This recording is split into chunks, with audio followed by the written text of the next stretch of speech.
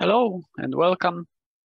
My name is Krzysztof Chruściński, and today I will be talking about logging in the multi-domain environment. System on chip with more than one core is becoming more and more popular, and then one thing that is important is that debugging is much more difficult on this multi-core environment. So logging is crucial there to get data from both cores and synchronize this data. So there are various requirements regarding the logging in the multi-domain environment, but I came up with one that is maybe the most popular. So we would like to have ordered human readable logs from multiple domains on a single output. There are probably other cases. For example, if performance is more important, we may trade off ordering or human readable strings in favor of some post-processing on the host, but in general, this is something the same look and feel as if one core would be used. That is something that is definitely something expected.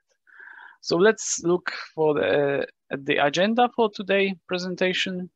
First, I will establish some assumptions, preconditions, and also I'll mention the challenges of multi-domain logging.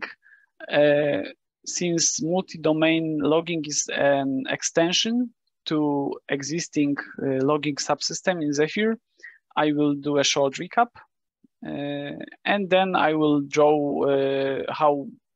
what kind of multi-domain architectures we would like to support and how design may look like. And then I will focus on messages, how to identify them, how to format them, and order them. And finally, I will mention about potential future improvements. And if we have enough time, I will also talk briefly about other hardware options that are there available. A few words about myself. I work in Nordic Semiconductor. I've been involved in Zephyr since 2018, maintaining logging subsystem, but also contributing in other areas like shell, drivers, or kernel. So first, let's establish what domain actually is. Our first thought might be that this is a core, but there are cases when there are actually two domains on one CPU. So domain is more like a independent binary product. So in case of ARM Trust Zone, we have two applications running on one core, secure and non-secure, and both will be considered a domain in logging. As for expectations to the logging, we want to log from any context, and we want to be non-intrusive or as close as possible to non-intrusive. Important part of logging using printf-like statements is string formatting. One thing to know is that this is time-consuming, and this is something that as a subsystem we don't have control of. That is because the processing time depends on the length of the string. So if user provides a very long string, parsing or formatting will take a lot of time. Another part of logging is sending data over the backend or backends, since multiple backends are supported. This is also a time-consuming operation. It may be limited to the thread context. If, for example, we want to send data over network or Bluetooth or write to flash. And this is also another part of logging that as a subsystem, we have no control of, because we don't know how many backends are in the system and how backend is implemented. So the conclusion from these two things is that we need to defer those time-consuming and operations to the idle or low priority context.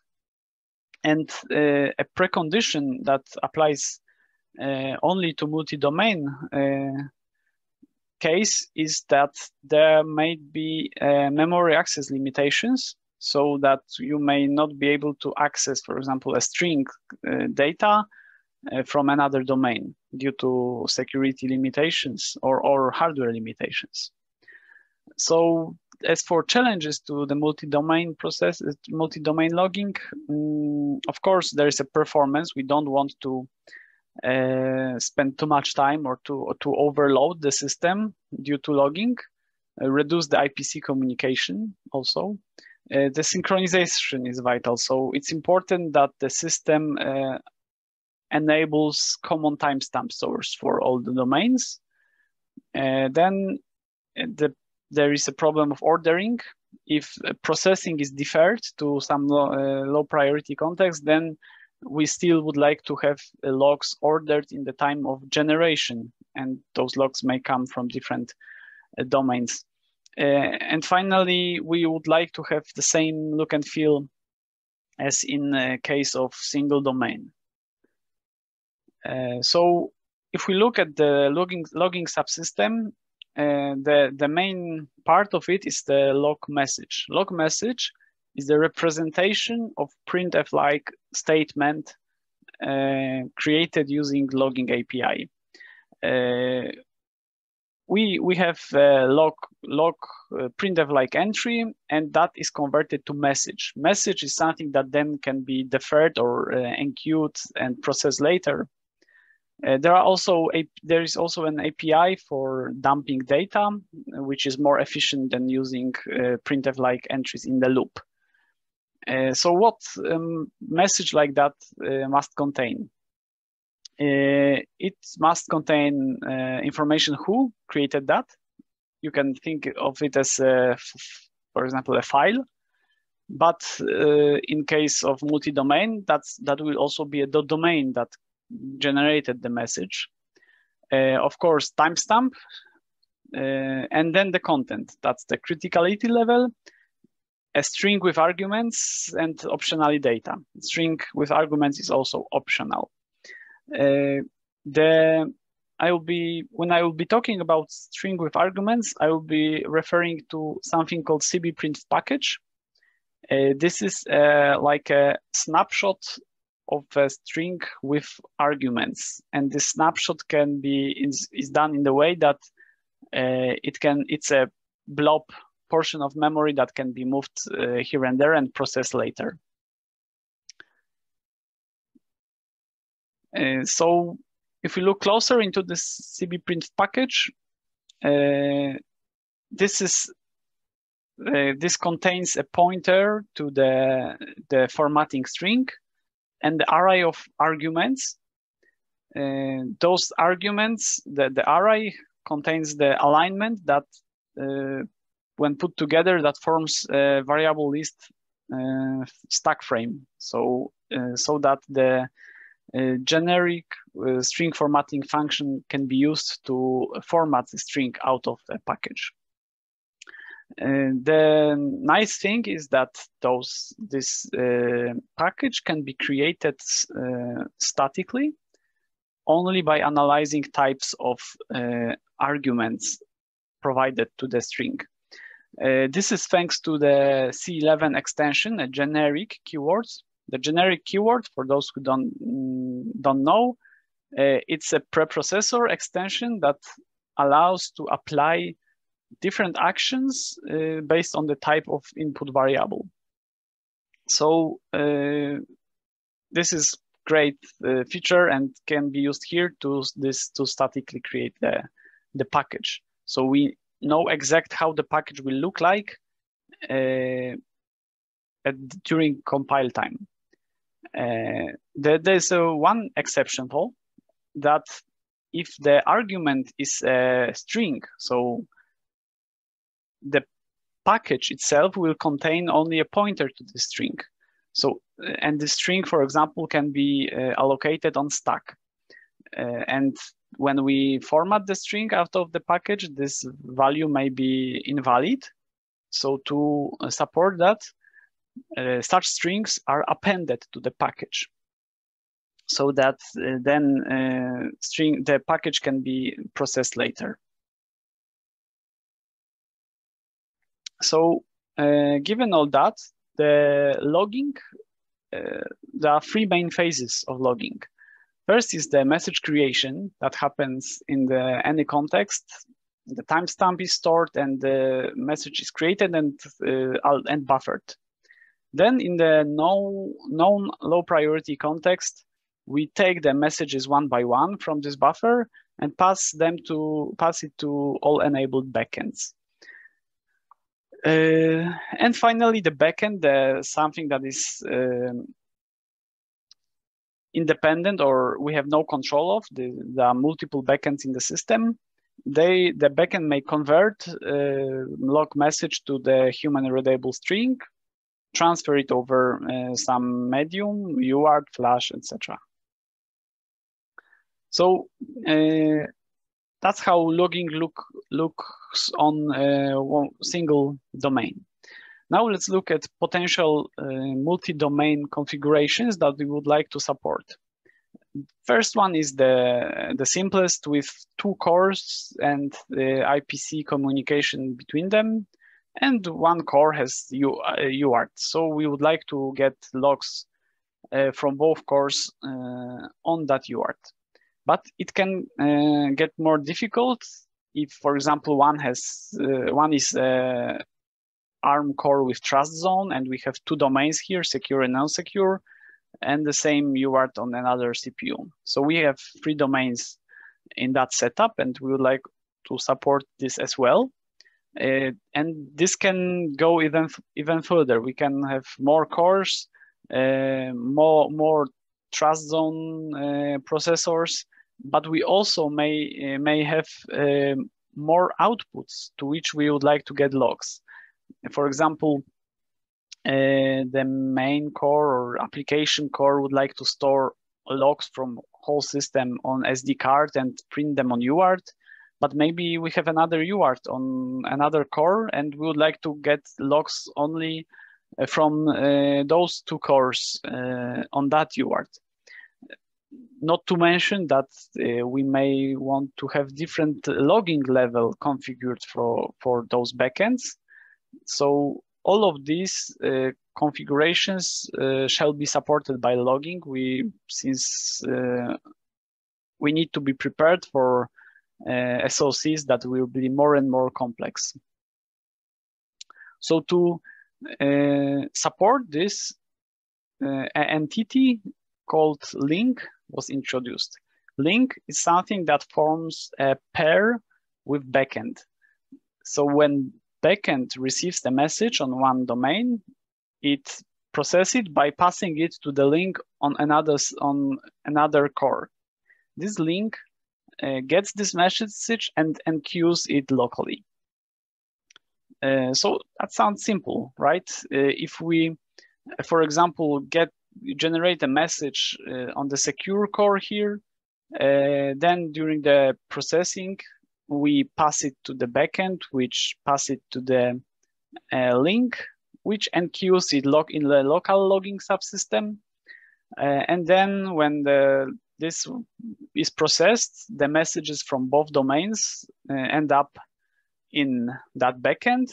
Then it's received by the link, and the messages from all domains are finally outputted over UART. That's the big picture. But of course, there are some corner cases or difficulties that we must solve. First one is the addressing of the messages. So we need to be able to identify the message by domain ID. And how to assign this ID? First, idea was to use static addressing so that we, in kconfig, assign a domain ID for each processor, and that's it. But that's actually difficult then to handle on chip, because then the application itself is not aware which ID is which core in the system or which domain in the system. So even though that sounded easy at the beginning, it proved to be more difficult after all. So the second approach is to use dynamic addressing. The system itself during startup assigns IDs, domain IDs. And this is achieved with one simple API that to get number of domains behind the link. And using this information, a special offset is assigned to every link. And that allows to have the message addressing by domain to have it unique, to have unique addressing. And this approach is used. The algorithm is following. During the initialization, we iterate over all links in the system. First link gets offset equals 1. That is because domain 0 is the local domain. And then every other link has the offset that is incremented by the number of domains in the previous link. And whenever the message is received over this link, this offset is added to the domain ID field. So we can look at it on this picture. So if we have a system with multiple domains, this main application core during the initialization got offsets assigned. This one was the first link, so it got offset 1. This one was the second link. It has 1 plus number of domains under this link, so that's 2. So it got offset 3. Here there is one link offset, one link, so the offset is 1.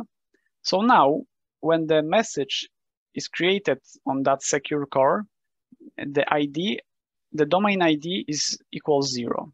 Then, when this link receives this message, increments it by the offset, which is then changed to 1. Then this message goes to the link in the application core, and it's also incremented by the offset. So the number is 4. So that's how we are able to identify the messages. Now we need to format the string in the final destination. So formatting includes adding the timestamp, adding the domain name, source name, level, and formatting the string. We might have problems here because the source name and read-only strings pointed by this package, they are all in a different domain memory space. So we don't have, most likely, we don't have access to this memory. So to format the string, we somehow need to get this data. And we don't, of course, we don't want to have too many messages going back and forth over IPC to format one message. So how to solve that for the source name? Let's say that we have a simple API for getting the source name with the domain ID and source ID.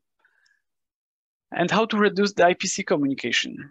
There are two approaches. And the first one was implemented, is the cache. So we dedicate some memory where we store the information, the domain source ID pair, and we store the string name or source name attached to that pair. And then it works as normal cache. So when we cannot find the entry in that cache, we get it over the IPC. Alternative would be to allocate memory for all source names in the system, and during the initialization get all these names and store them locally. But that would use quite a lot of memory, and this amount of memory would depend on number of sources in the domains. So it's hard to predict how much memory will be used. So because of that, the cache approach is used, at least currently. It might, this alternative may be added in the future. So that's how we handle the source names. Now the string in the package. The package can be in 3 stages. I call them transient, self-contained, and fully self-contained. Transient package contains the pointer to the string, formatted string, and the arguments, the array of arguments. It's transient because you can format the string only during a short period of time if the argument is a string, for example, allocated on stack. So as long as this string is valid there, we can format the string. So that's transient. The self-contained has the read-write strings appended to the package. So now we can format the string as long as we have access to read-only strings used by this package. For example, the format string will probably be a read-only string. So as long as we have access to those, we can format the string. But what if we don't? Then we would need to have a fully self-contained package with which would have all the strings used by this format string appended to the package. This one has completely no dependencies. So if we would like to be able to format messages wherever on any domain, we would need to have fully self-contained packages in the log memory, in the log message. Another thing about those packages, types of packages, is that they can be upgraded if small portion of information is added. If transient package contains the locations of those strings, where within this arguments list, and if format, where here the strings are located, then we can convert it to self-contained by copying in read-write strings, and to fully self-contained by copying read-only strings. So only the transient package can be created statically. We know at compile time by analyzing the types of arguments how it will exactly look, where will be those locations as well. So the conversion is very simple and not that time consuming compared to format string, because we just need to look at those locations, find the address, take the string from there and append it to the package. So the whole flow of how this package is converted in the system is that when we call the macro, it creates static package. Then it calls a function that converts it to self-contained package, and this self-contained package is stored locally in the local logging buffer. Then when this package comes to the backend, it's converted to fully self-contained. So that when we cross the domains, we already have a log message with fully self-contained package. So the link receives the message, it is self-contained. We are able to retrieve the source from cache or through the IPC communication from the remote domain. We assume that timestamp is in sync because we have the system that shares the same timestamp source. So now the remaining part is getting those messages outputted in the right order. But they will be arriving to the final destination in the order how they were processed. So and not in the order when they were created, because different domains will be processing at different speed. So without any additional actions, we will get all the logs from all the domains with the timestamp that is in sync, but the messages will not be ordered. That is because the messages are stored in a circular buffer, so they can only be processed in the order of arrival. We cannot pick from the buffer and process something out of order. So what's the solution? As often, we can just dedicate more RAM memory and have the buffer that is dedicated for each link. And then we look into we pick into each buffer and take the oldest message. So this way, we are able to process from the oldest and get the message ordered. But it may happen that we'll still see that the messages are not ordered correctly. That is because there can be a quite significant latency between when the message was generated on some remote domain and when it was finally processed on the final destination. So what we can do here is to delay the processing by the maximum latency. So we look into all those buffers, get the oldest message, and if it's not old enough, we back off and we retry after some specified arbitrary value, arbitrary timeout, to ensure that we get all the messages that all the messages already arrived. And applying this, we ensure that the messages are also outputted in the correct order. So the solution here described is already in the pull request. And as for the potential improvements, if we assume that domains don't look into the format string or source name, because creating a package doesn't require that, we can actually try to put all those strings during the compilation in the memory space of the final destination domain. That will require some linker tricks, but it can reduce the communication. And as for the hardware solutions that can improve logging and tracing in multi-domain environment, ARM Coresight is one example where we have a memory mapped register interface called STM, System Trace Macro Cell. And when we write to this peripheral, it forms a stream of data that is merged together and can be stored in RAM or can be outputted over the debug interface. So this can be used to write directly to this STM peripheral, to write the log messages there, and process it in one domain by analyzing this RAM buffer or outputting it directly over a debug interface. So that was all that I wanted to present. Thank you. And if you have any questions, please ask. Thank you.